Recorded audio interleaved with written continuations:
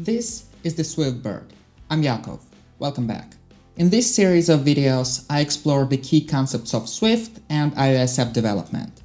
This series' previous two episodes were about memory management, and today I'm continuing this topic. This time, I'll be having a look at advanced level questions. In your day-to-day work, you don't deal with them very often. But knowing about them, A, is interesting, B, once in a while helps with your work, and C, gets really handy in interviews.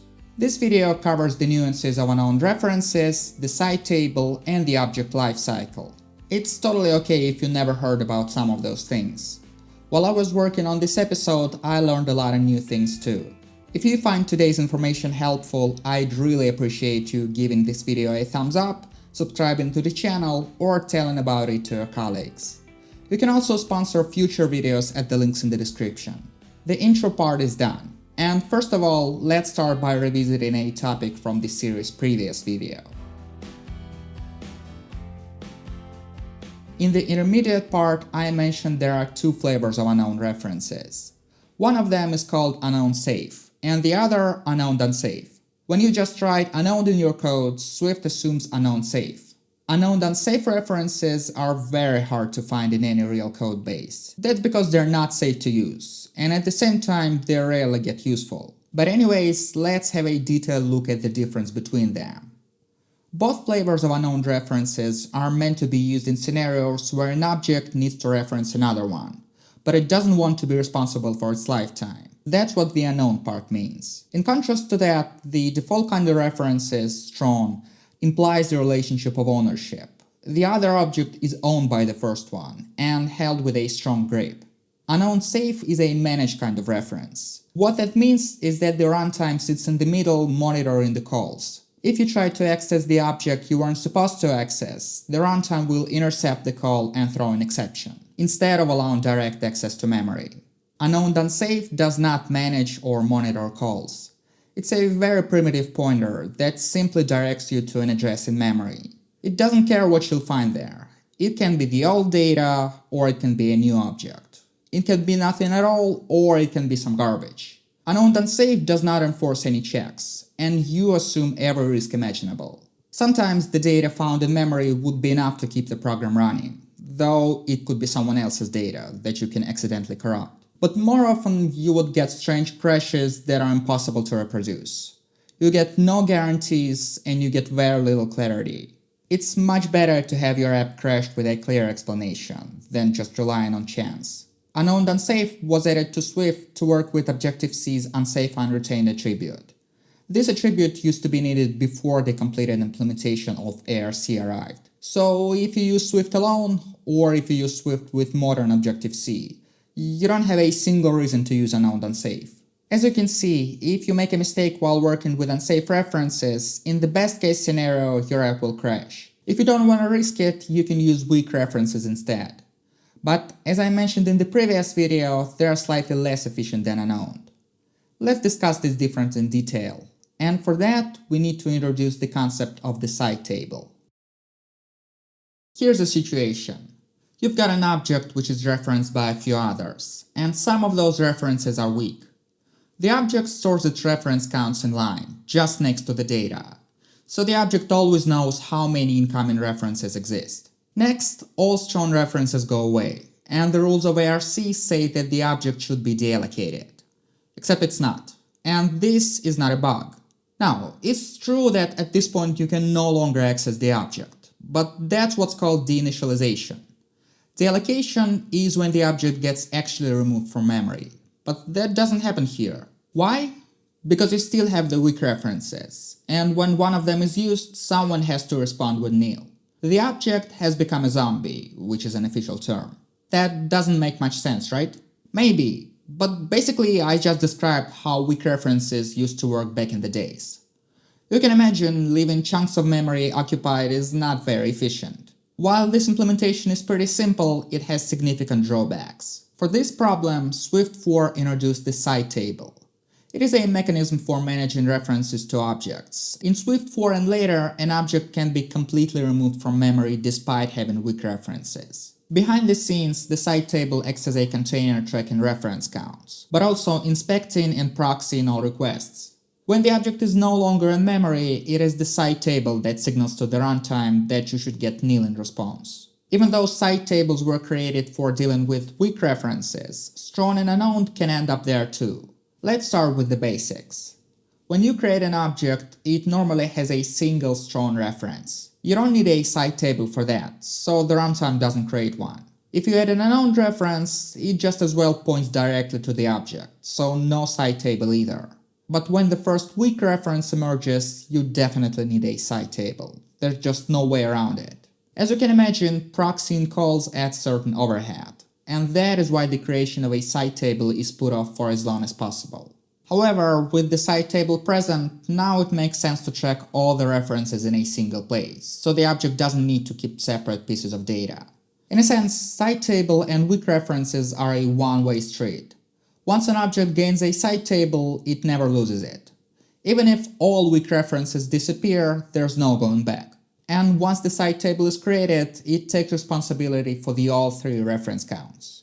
If you want to dig even deeper, there's one more thing to know about references and site tables. It's kind of fascinating, but at the same time confusing. And it nearly never becomes useful in your day-to-day job. So consider this some very advanced information, but just for your entertainment. Normally, you're used to associating the site table with weak references. If there are weak references, there is the site table. And that is completely true. But what if I told you that the weak reference count can be above 0 when you have no weak references and no site table? In fact, every living object in Swift has its weak and unowned reference counts above 0 at all times. That's a consequence of the way reference counts are implemented. They form some sort of cascade, where the weak count has a +1 on behalf of the unknown count, and the unknown count has a +1 on behalf of the strong count. All the +1s are decremented when the corresponding counts go down to 0. This results in something that's as fascinating as it is confusing. Here's the most basic scenario imaginable. You just created an object. It has a single strong reference, and its strong count shows 1. But what you don't expect is to see its weak and unowned reference counts read once as well. All that without having any weak or unowned references, and without the site table. At this point, you're probably wondering, why the hell was this implemented like that? The reason for such a system is pretty straightforward. Having those +1s added and subtracted allows the reference counts to reach 0 in this specific order. First the strong, then the unowned, and finally the weak. And why do we need that? Well, this is something related to the object lifecycle. Now that you know about the site table, you have the full picture of what happens when you create and use different kinds of references. But what happens when you no longer need any kind? Does the object just disappear into nowhere? You guessed it, it doesn't.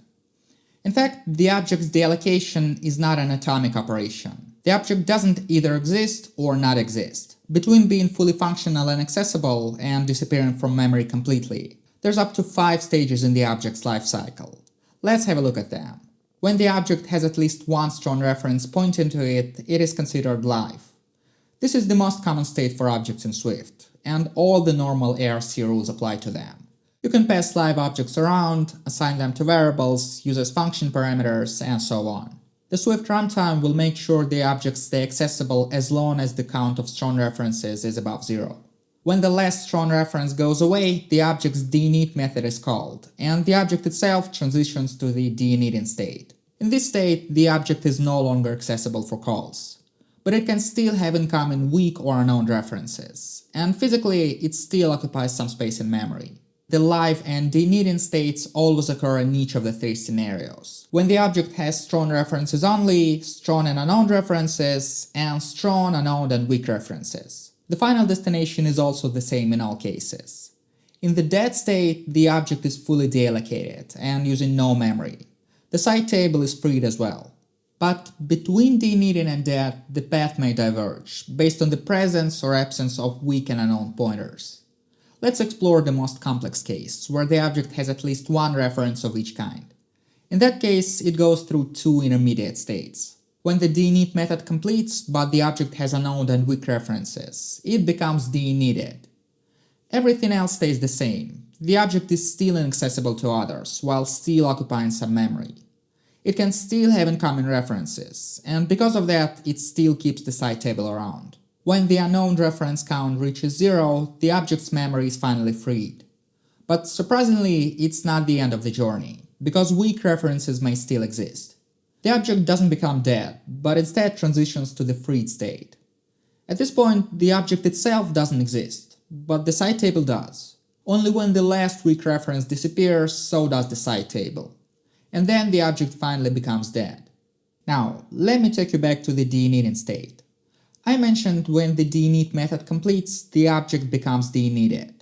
But there's a shortcut. If the object doesn't have unknown references and doesn't have a site table, which means it has never had any weak references, then the next two steps are not necessary.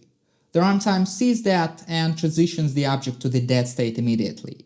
If there are known references but no site table, then the shortcut activates a little bit later, at the deinitted state. Instead of going to freed, the object becomes dead. That is the object's lifecycle. As you can see, using site tables allows the runtime to free memory more efficiently, instead of allowing objects to stay there for a long time. But you can also see that if you want even greater control over your app's memory, you need to be conscious about when you start and stop using references.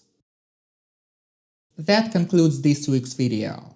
I want to keep this series episodes bite-sized, so I moved a few more advanced topics to the next video. It's already filmed by now, hopefully. I posted a few resources in the description, but your comments are always welcome. If you found this video helpful, I'll appreciate your thumbs up and subscription. You can also support this channel at the links below. I'll see you soon. Until then, make your objects fly.